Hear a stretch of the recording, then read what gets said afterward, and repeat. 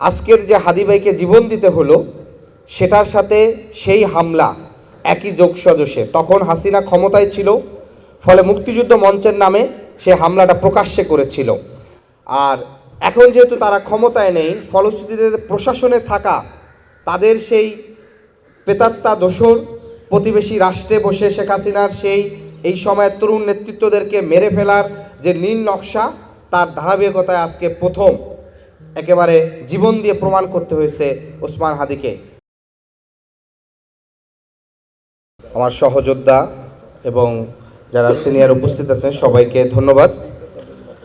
আমি যেহেতু আরও বক্তা আছেন, এখন সময় খুব কম, 2-3টা পয়েন্টে কথা বলবো। প্রথমত হচ্ছে, বাংলাদেশে দ্বিদলীয় রাজনীতির বাহিরে প্রথম যখন এদেশের তরুণদের একটা রাজনৈতিক শক্তি আকারে হাজির হতেছিল, ভারতের এনআরসি সিএ সহ বাংলাদেশের বিভিন্ন বিষয় যখন ভারতের নগ্ন হস্তক্ষেপ ছিল, তখন এই ডাকসুর তৎকালীন বিপি নুরুল হক নূর ভাইয়ের নেতৃত্বে যখন এদেশের তরুণরা যখন একটা আধিপত্যবাদ বিরোধী রাজনীতি শুরু করে, সেই তারুণ্যকে দমিয়ে দেওয়ার জন্য একটা সুপরিকল্পিতভাবে মূলত এই ডাকসু হামলাটা ছিল। আজকের যে ওসমান হাদিকে সরাসরি গুলি করে হত্যা করা হয়েছে, সেই আগ্রাসন কিন্তু গুলি কিন্তু শুধু আজকে না, এটা আমি মনে করি বাংলাদেশের নতুন রাজনৈতিক ধারা, নতুন রাজনৈতিক শক্তির উত্থানের প্রথম নৃশংস এবং হামলা, সেটি হচ্ছে সেই 22শে ডিসেম্বর 2019 সালে ডাকসুর রানিং বিপির রুমে সন্ত্রাসীদের হামলা। এটা সরাসরি রাষ্ট্রের তৎকালীন যে ফ্যাসিস্ট খুনি হাসিনা ক্ষমতায় ছিল তার গোয়েন্দা সংস্থা এবং প্রতিবেশী রাষ্ট্রের কনসার্ন ছাড়া কোনোভাবেই হয়নি। দ্বিতীয়ত বিষয় হচ্ছে, এই হামলার মাধ্যমে তরুণদেরকে তারা একটা মেসেজ দিতে চাইছিল যে তোমরা যারা নতুনভাবে আগামী দিনে রাজনীতি করতে চাও, তারা এই রাজনীতির পথে আর এগিয়েও না। কিন্তু আমরা দেখতে পাচ্ছি সেই হামলা মামলা কিন্তু আমাদের তরুণদেরকে কিন্তু দমাতে পারেনি, বরঞ্চ সেই 19 সালের এবং তার পূর্বে 18 সালের সেই কোটা সংস্কার আন্দোলন থেকে যে নেতৃত্ব উঠে আসছে, তারাই পরবর্তীতে পরবর্তী 5-6 বছর এই ফ্যাসিবাদের বিরুদ্ধে গণতন্ত্রের পক্ষে জীবন বাজি রেখে লড়াই করে এই ফ্যাসিবাদকে কিন্তু উৎখাত করেছে। ডাকসু হামলার সময় আমি সেই সময় খুব সিভিয়ার একজন ভিকটিম ছিলাম। আমি তখন জাহাঙ্গীরনগর বিশ্ববিদ্যালয় শাখার সাথে যুক্ত ছিলাম, যদিও কেন্দ্রের সাথে ছিলাম না। আমাকে স্পষ্ট মনে আছে যে উপর থেকে মারতে মারতে হচ্ছে পুরো ফেলে দিয়ে হচ্ছে নিচে, এখানে হচ্ছে আপনার প্রচণ্ড রকম মারছে। এবং এটা নিয়ে পরবর্তীতে আমি ঢাকা মেডিকেল ভর্তি হলাম, সেখানে প্রায় 22 দিন আমি চিকিৎসা ছিলাম। ডাক্তার বলেছিল আমার কিডনি 4 বার ডায়ালাইসিস করতে হয়েছিল। কিডনির ক্রিয়েটিনিন স্বাভাবিক যে রেশিও থাকে সেটার চেয়ে প্রায় 12 গুণ বেশি ছিল। একজন মানুষের স্বাভাবিক ক্রিয়েটিনিন থাকে 1.20 সর্বোচ্চ, সেখানে আমারটা প্রায় 12.99 হয়েছিল। এবং কিডনি ট্রান্সপ্লান্টের জন্য আমার বাবা মা নিজেরা আলোচনা করে সিদ্ধান্ত নিছেন যে কিডনি বাবা দিবেন না মা দিবেন। তো ওই রকম একটা পরিস্থিতি থেকে কিন্তু আমরা রাজনীতিটা পরবর্তীতে টানা 6 বছর কিন্তু চালিয়ে গেছে আধিপত্যবাদের বিরুদ্ধে, এই ফ্যাসিবাদের বিরুদ্ধে।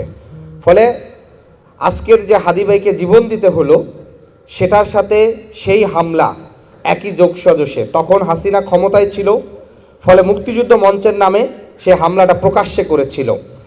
আর এখন যেহেতু তারা ক্ষমতায় নেই, ফলশ্রুতিতে প্রশাসনে থাকা তাদের সেই প্রেতাত্মা দোসর প্রতিবেশী রাষ্ট্রে বসে শেখ হাসিনার এই সময়ের তরুণ নেতৃত্বদেরকে মেরে ফেলার যে নীল নকশা, তার ধারাবাহিকতায় আজকে প্রথম একেবারে জীবন দিয়ে প্রমাণ করতে হয়েছে ওসমান হাদিকে।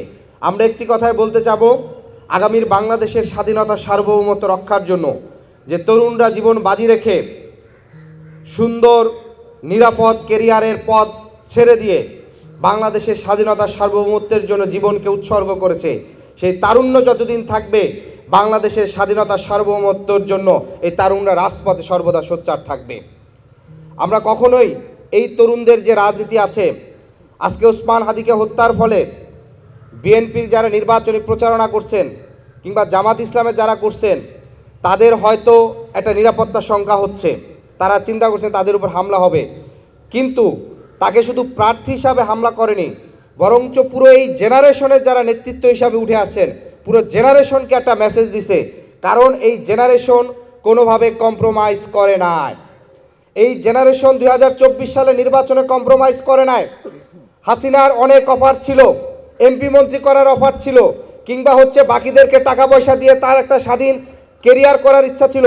যখন এই তরুণরা খুবই দেশের স্বাধীনতার জন্য তারা সেই রাজপথে সোচ্চার ছিল, তা আমরা আশা করব ছাত্র অধিকার পরিষদ তার জন্মলগ্ন থেকে বাংলাদেশের পক্ষে, স্বাধীনতার পক্ষে, শিক্ষার্থীদের অধিকার আদায় যে প্রতিরোধের মশাল তারা জ্বালিয়েছিল, আগামী দিনেও তারা সেটি জ্বালিয়ে রাখবে, সেই শুভকামনা রইল।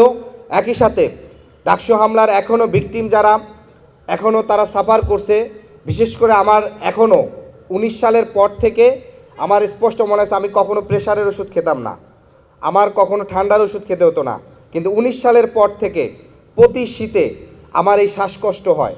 আমি রাতে ঠিক মতন এই শ্বাসকষ্টের কারণে আমার অসুবিধা হয়, মাঝে মাঝে ডাক্তার দেখাইতে হয়। অর্থাৎ এই যে ফ্যাসিবাদের চিহ্ন নিয়ে, নির্যাতন নিয়ে আমরা জীবনযাপন করছি, কিন্তু আমরা আমাদের সত্যের পথ থেকে, আমাদের লড়াইয়ের পথ থেকে আমাদেরকে বিচ্যুত করতে পারবে না। উপস্থিত সবাইকে সংগ্রামী শুভেচ্ছা এবং ধন্যবাদ।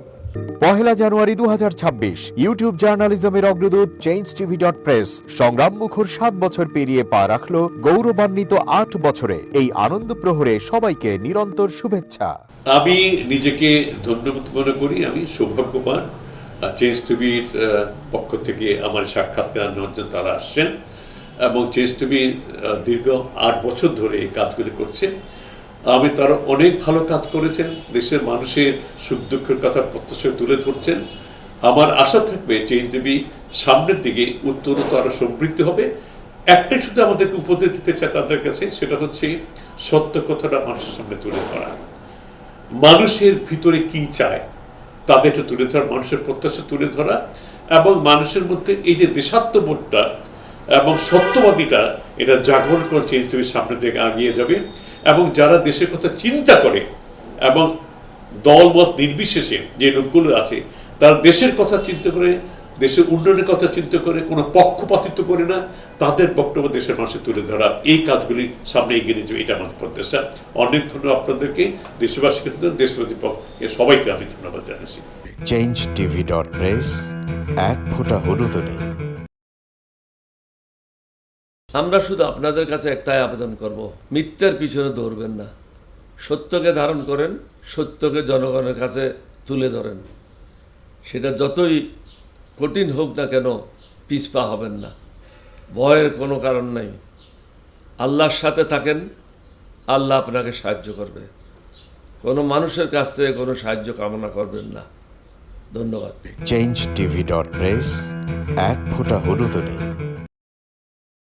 হ্যাঁ, চেঞ্জ টিভি আমি বিশেষ কারণে দেখি সুযোগ পেলে, বিশেষ করে তোমার অনুষ্ঠানটা যখন হয় আগে পরে আমি দেখে থাকি, ভালো লাগে, উপস্থাপনা ভালো, মোটামুটি সব কিছু ভালো। আমি তাদের শুভকামনা করি এবং চেঞ্জ টিভি আমি আশা করি সবসময় নিরপেক্ষ, যেহেতু এই চেঞ্জ টিভিটা সংবাদ প্রচারের একটা মাধ্যম, সুতরাং সঠিক সংবাদটাই চেঞ্জ টিভি প্রচার করবে, এটাই আমার কামনা থাকবে তাদের কাছে, সেই সঙ্গে আমার শুভেচ্ছা থাকবে। changeTV.press এক ফোঁটা হলুদ নেই।